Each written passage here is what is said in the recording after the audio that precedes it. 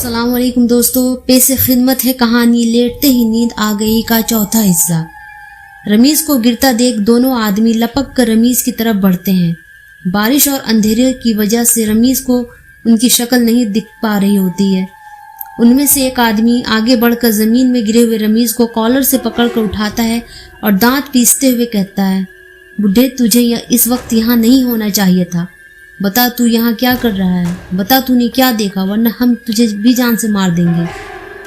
ये मेरा घर है और मैं यहीं रहता हूँ सालों से। मुझे नहीं बल्कि तुम्हें यहाँ नहीं होना चाहिए। और गुनाह गुनाह होता है, तुम लाख से छुपाने की कोशिश करो सामने आ ही जाता है। रमीज ने जवाब दिया, तू यहाँ का गोरकन है ना, चल अपना फर्ज निभा और इन जिस्म के हिस्सों को ठिकाने लगा। आदमी ने रमीज को कॉलर से घसीटते हुए उस जगह ले जाता है जहां वो दोनों मिलकर अपने गुनाह को छुपाने के लिए कब्र खोद रहे थे। तुम लोगों को शर्म नहीं आती है? किसी बेगुनाह की आबरू को तार तार करने के बाद उसके मुर्दा जिस्म के साथ इतना घिनौना हरकत करने में अल्लाह का खौफ नहीं है तुम्हें? रमीज ने कहा, नहीं, और हाँ, ज्यादा तुमने बकवास की तो तुम्हें भी इसके साथ इसी कब्र में डाल देंगे। चल ले कुदाल और गहरी कब्र खोद, तब तक हम जरा सुस्तियाँ लेते हैं, काफी थक गए हैं। क्यों भाई? दूसरे आदमी ने पहले वाले आदमी से कहा। रमीज खामोश हो जाता है। वो सोचने लगता है कि वो क्या करे।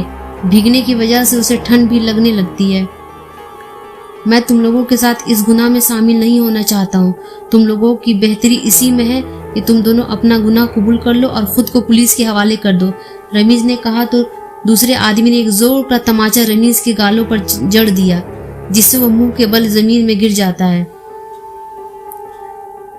बुढ़े, आज तेरी मौत मेरे ही हाथों लिखी है, दूसरा आदमी कहता हुआ कुदाल उठाकर रमीज को मारने के लिए आगे बढ़ता है। भाई छोड़ दे, क्या कर रहा है और कितना खून करेगा? मुझे खुद भी ये सब अच्छा नहीं लग रहा। तेरे बहकावे में आकर मैंने भी गुनाह कर डाला। जो हुआ सो हुआ, अब तू चल यहाँ से, पहले वाला आदमी उसे रोकते हुए कहता।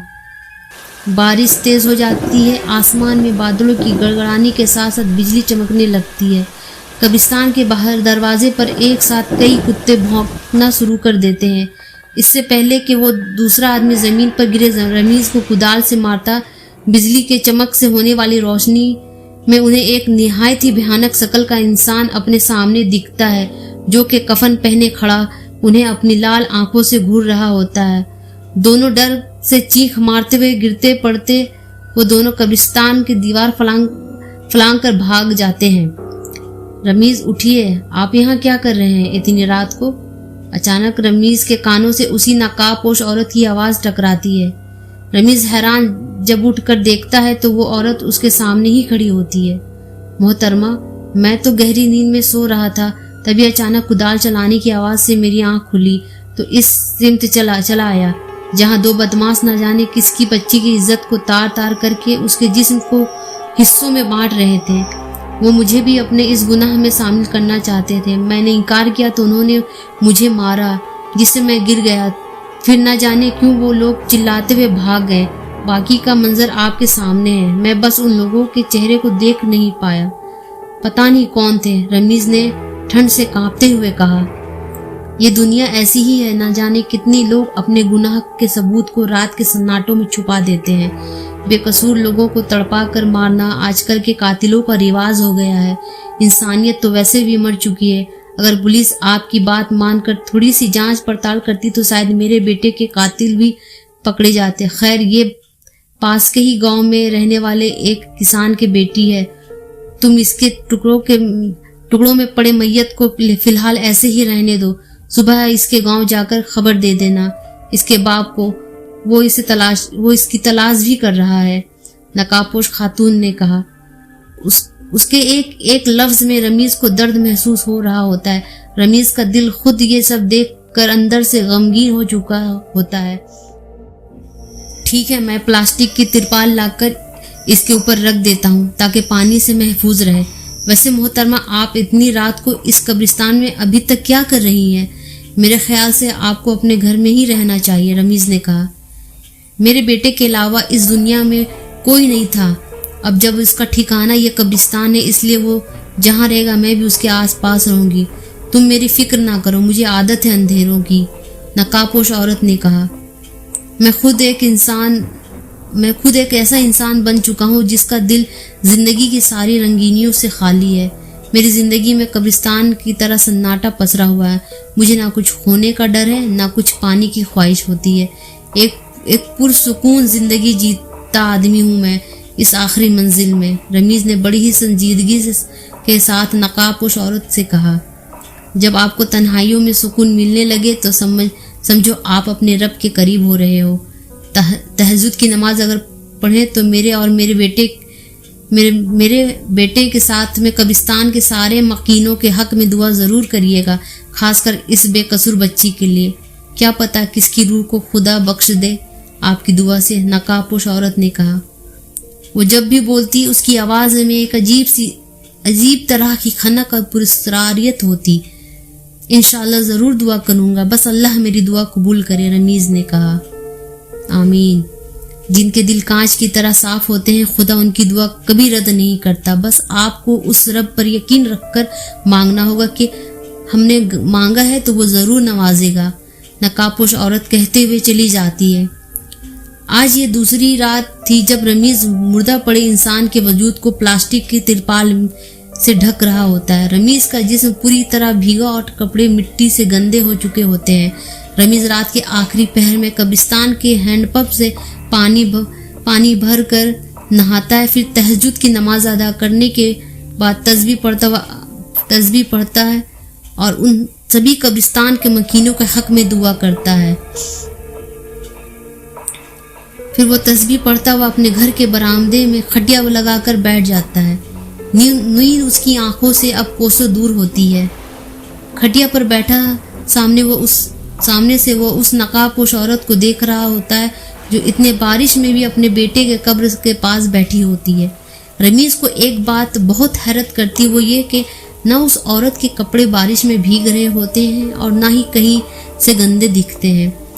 मस्जिद से फजर की अजान की आवाज़ आते ही वो नकाबपोश औरत कब्रिस्तान से बाहर चली जाती है। रमीज भी जल्दी से वज़ू करके मस्जिद की तरफ चल देता है। नमाज अदा करने के बाद जब सभी लोग मस्जिद से चले जाते हैं तब रमीज इमाम साहब के पास जाता है और कहता है, अस्सलाम वालेकुम इमाम साहब। वालेकुम अस्सलाम रमीज भाई, कैसे हो आप? इमाम साहब ने कहा, मैं ठीक हूँ। असल में रात में एक और वाक़या पेश आया, रमीज ने उदास लफ्ज़ों में कहा। कैसा वाक़या रमीज भाई, बताएं ज़रा मुझे, इमाम साहब ने कहा। कल रात में 2 बदमाश किसी लड़की की आबरू लूटकर उसे मारकर कब्रिस्तान में दफनाने आए थे। रमीज कहता है, फिर वो रात का सारा वाक़या इमाम साहब को बता देता। बड़ा ही दिलखरास बातें बताई आपने। अल्लाह रहम करे उस बच्ची के घर वालों पर। मालूम नहीं उनके दिल पर क्या गुजरेगी जब वो यह सब जानेंगे। चलिए मेरे साथ, हम साथ में चलकर उसके घर वालों का पता करते हैं, इमाम साहब ने कहा। तो रमीज उसके साथ पास के गांव की तरफ चल देता है जहां का पता उसे उस नकाबपोश औरत ने बताया था। इमाम साहब, मुझे लगता है पहले हमें पुलिस के पास जाना चाहिए, उसके बाद उस बच्ची के घर, रमीज ने चलते हुए कहा। कल वाली बात भूल गए रमीज भाई?